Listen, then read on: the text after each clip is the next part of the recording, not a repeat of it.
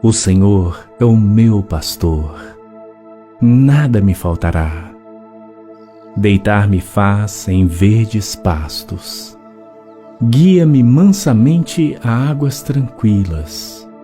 Refrigera minha alma. Guia-me pelas veredas da justiça, por amor do seu nome. Ainda que eu andasse pelo vale da sombra da morte, não temeria mal algum, porque tu estás comigo.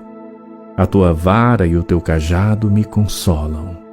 Preparas uma mesa perante mim, na presença dos meus inimigos.